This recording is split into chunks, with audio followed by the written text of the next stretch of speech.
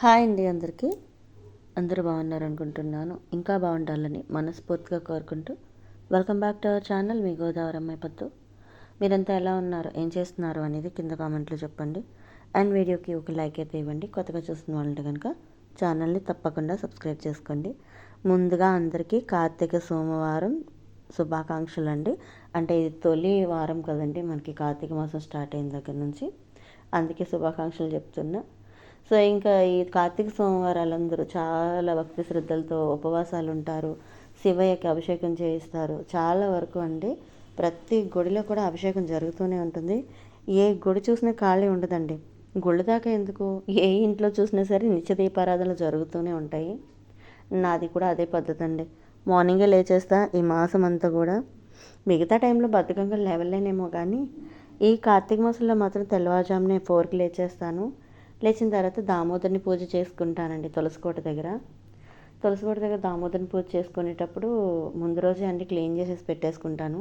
Actually పసుపు కుంకుమ అది రాసి బొట్లవి పెట్టుకోవాలి. నైట్ క్లీన్ చేసి వదిలేసాను, ఎందుకంటే లాస్ట్ టైము పూజకు ముందు ఇలాగ క్లీన్ చేసుకొని పెట్టుకొని చక్కగా బొట్లవి పెట్టుకుంటే వర్షం వచ్చి మొత్తం అన్నీ తరిగిపోయి వెళ్ళిపోయాయి అనమాట. బొట్లు పెట్టిన బొట్లన్నీ అన్నీ కరిగి వెళ్ళిపోయినాయి. అంటే రాత్రి మబ్బుగా ఉండింది. మార్నింగ్ లేచేసరికి కూడా అలాగే అయిపోద్దేమో అని చెప్పి పెట్టకుండా కూర్చుంటే మార్నింగ్కి వర్షం అయితే ఇంకా స్టార్ట్ అవ్వలేదు. మబ్బుగా ఉంది. ముంతా తుఫాన్ అన్నారు కదండి మనకి, మబ్బుగా ఉందన్నమాట.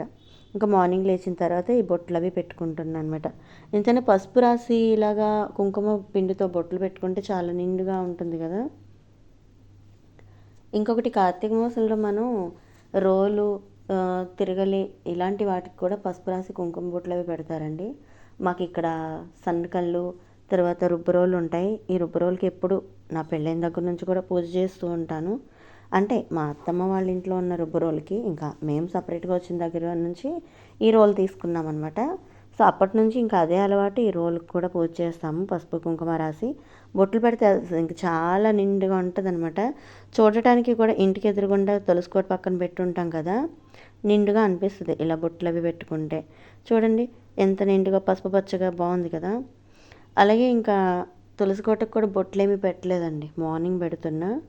ఇంకా మార్నింగ్ పెట్టుకున్న ఈ బొట్లు అవి అన్నీ మీకు షూట్ చేశాను అనమాట. అండ్ అలాగే చాలా వరకు అండి మా చిన్నప్పుడు పూజలు మా అమ్మ వాళ్ళతో వెళ్ళినప్పుడు, గుడికి వెళ్ళినప్పుడు, ఈ కార్తీక మాసం వచ్చినప్పుడు మా అమ్మ నెలంతా చేసేదండి. ఈ నెలంతా కూడా కాలువ స్నానానికి, గోదావరి స్నానానికి అలా వెళ్ళేవారు.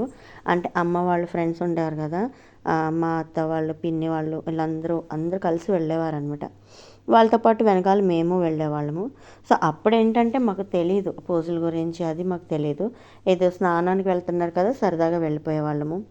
అప్పుడు ఆ విషయాలు ఏం తెలియదు. కానీ ఇప్పుడు చాలా వరకు పూజలు చేసుకోవటం ఏంటి, దీపారాధన ప్రత్యేకత ఏమిటి, పూజ ప్రత్యేకత ఏమిటి, మాసం ప్రత్యేకత ఏంటి, అభిషేక ప్రత్యేకత ఏమిటి, అసలు దేవుని ప్రత్యేకత ఏంటి అనేది ఇప్పుడు తెలుసుకున్నామండి.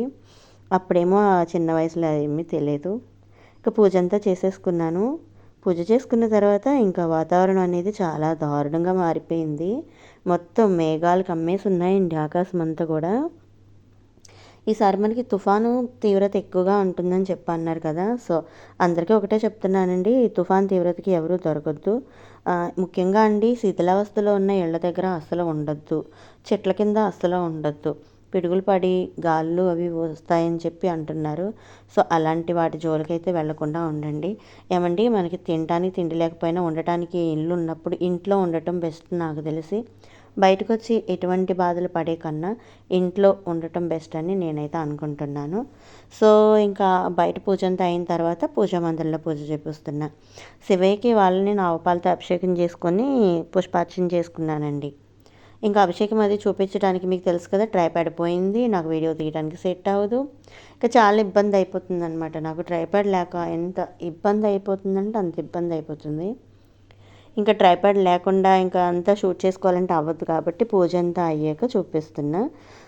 శివయ్యకి గుడిలోకి అయితే వెళ్ళాలనుకుంటున్నానండి. వాళ్ళు సాయంత్రం వెళ్దాం అనుకుంటున్నా. ఇంకా మార్నింగ్ పూజ ఇంట్లో ఏ విధంగా చేసుకున్నా, ఎంత మీకు కుదరకపోయినా సాయంత్రం అయినా సరే శివాలయంకి వెళ్ళి ఒక దీపం పెట్టరండి, చాలా మంచిది, మంచి జరుగుతుంది. ఆ శివయ్య అనుగ్రహం మన మీద అయితే ఖచ్చితంగా ఉంటుందండి. అలాగే ఇంట్లో శివలింగం పెట్టుకోకూడదా అని చాలామంది అంటారు. తప్పకుండా పెట్టుకోవచ్చండి. ఇంట్లో మన బొటన వేలంత పొడుగు శివయ్యని తీసుకొచ్చి పెట్టుకోవచ్చు. ఏ రూపంలో అయినా తీసుకొచ్చి పెట్టుకొని మీరు చక్కగా పూజించుకోండి, తప్పేమీ లేదు. అండ్ అలాగే ఈ తుఫాన్ తీవ్రత వల్లనో లేకపోతే ఈ అయ్యప్ప దీక్షలు, స్వామి దీక్షలు తీసుకున్న వాళ్ళ వల్లనో తెలియదు కానీ కూరగాయల రేట్లు మాత్రం అందలం ఎక్కేసాయండి. ఎంత దారుణంగా పెరిగిపోయినాయి అంటే ఈ కొంచెం కొత్తిమీర వచ్చి 30 రూపాయలు చెప్పి అన్నారనమాట. మిగతా రోజుల్లో అది 5 రూపాయలకే ఇచ్చేస్తారు. కూరగాయలకి ఎంత డిమాండ్ వచ్చిందో చూడండి. నేను చాలా అంటే చాలా తక్కువలో తీసుకున్న కూరగాయలు. మీకు చూస్తేనే మతిపోద్ది, ఏంటి అక్క ఇప్పుడు చూపించిన బోల్డ్ అని కూరగాయలు చూపిస్తుంది, ఇప్పుడేంటి కొన్ని చూపిస్తుందని. మామూలుగా అయితే స్వామికి ఇంట్లో భిక్ష కాదండి, నేను అమ్మ మాత్రమే ఉంటున్నాము. మధ్యలో ఏమన్నా పప్పులు, చారులు, రసాలు పెట్టుకుంటూ ఉంటాము.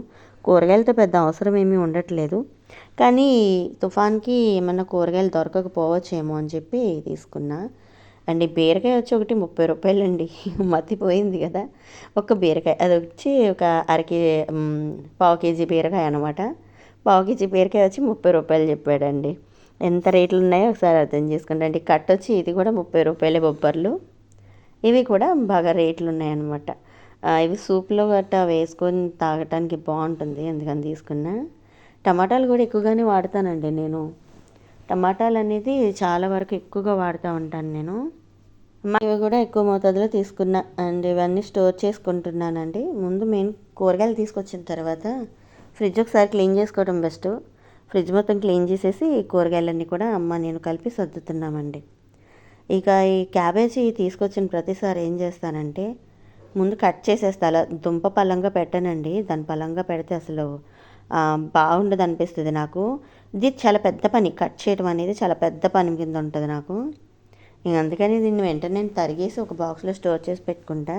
నేను 3 రకాలుగా వాడతానండి క్యాబేజ్. దీన్ని నేను 3 రకాలుగా వాడతానండి. ఒకసారి ఫ్రైడ్ రైస్లో వాడతాను, ఒకసారి ఏమన్నా స్నాక్ ఐటెం చేయడానికి వీలుగా ఉండేలాగా ఫ్రైలాగా కూడా చేస్తాను, ఒకసారి మసాలా ఫ్రై చేస్తాను. అలాగా 3 టైమ్స్ యూస్ చేస్తానండి. ముందు సన్నగా తరిగి పెట్టేసుకుంటే ఇవన్నీ చేసుకోవచ్చు. అప్పటికప్పుడు తరిగి చేయాలంటే అసలు అవ్వదు.